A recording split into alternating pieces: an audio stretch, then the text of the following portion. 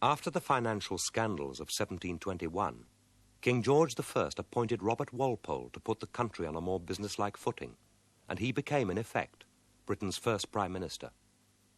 It was during the reign of the second George, however, that a new sort of political manager arose, William Pitt the Elder, an imperialist statesman of genius.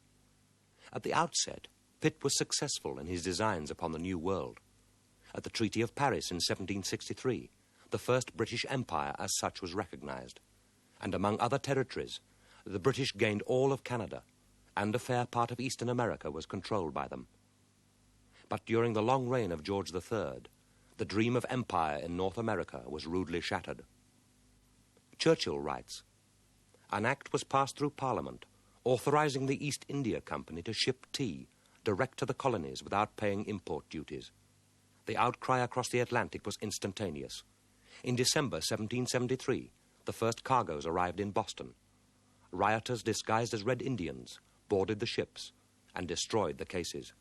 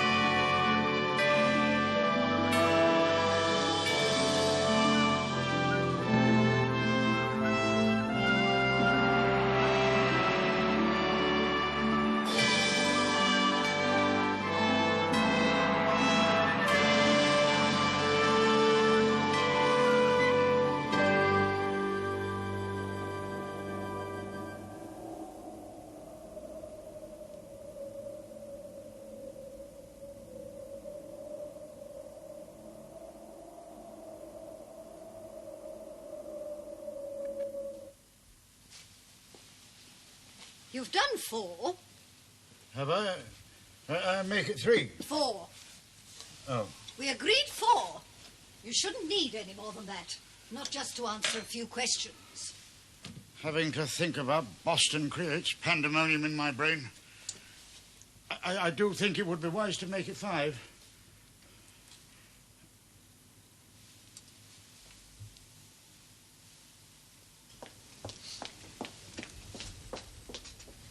What's the odds of being offered something a trifle more bracing? Ah, nil.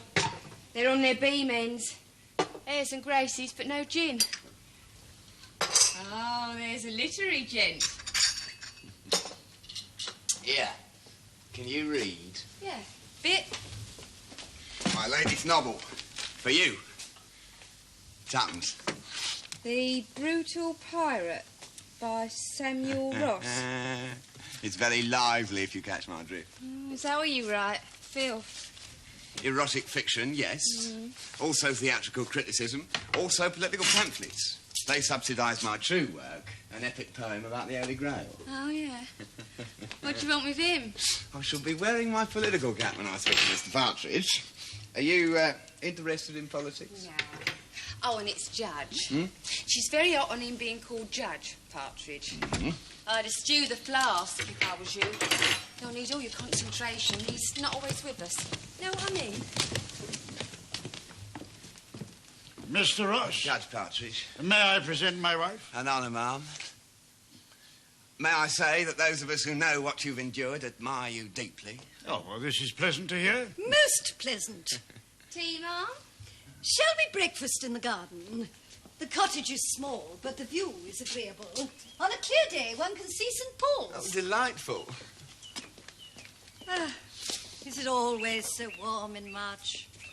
Like an interesting woman, the English climate is completely unpredictable. Charming, Mr. Ross. Oh, we find the climate most agreeable so far. In Boston, one is roasted and frozen in turn, which is why so many men are mad there. Will you make your home here in Hampstead Village? Yes, but not in this cottage. The brewer's fancy isn't really large enough for our needs. I think it's shameful that Parliament has yet to offer you compensation. After the splendid way in which you've behaved. A loyalty you've shown to king and country. Forgive my emotion, but this is something I believe deeply. I fear we shall have to wait for an official declaration of war against the colonies before any action is taken on compensation. You do expect war? Oh, we live in hopes. Though there's a fearful stench of conciliation coming from the House of Commons. Belly of pork. No, the stamp tax should never have been repealed. The pressures were tremendous. Oh, damn it, it was a fair tax. I mean, every man was required to use a pre-stamp paper for his legal documents, which meant that every man would have been doing his best to help the mother country, to help England. Wasn't that fair? Hey! Wasn't that fair? It was fair. It was fair. But when we read about the riots, read Boston was in flames. I tell you, sir, had the right heads been blown from the right shoulders in 1765, then the volcano of rebellion would never have erupted. The hydra of revolution would have had its venomous tongue plucked out by the roots. This is England, Thomas. You can speak less colourfully here. It wouldn't surprise me to learn that writing was one of your talents, Judge. Writing? What exactly do you mean? What have you heard about my writing? Nothing. Then how very singular of you to remark upon it. I'm sorry, I didn't mean... Have a dish of tripes. Eh? Sorry? Thomas. Anna, Yes. go into the cottage. Shall we go into the cottage? It's too dangerous for you out here.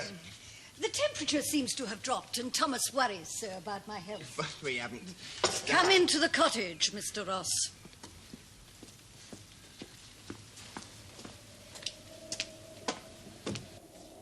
I want you to know I am prepared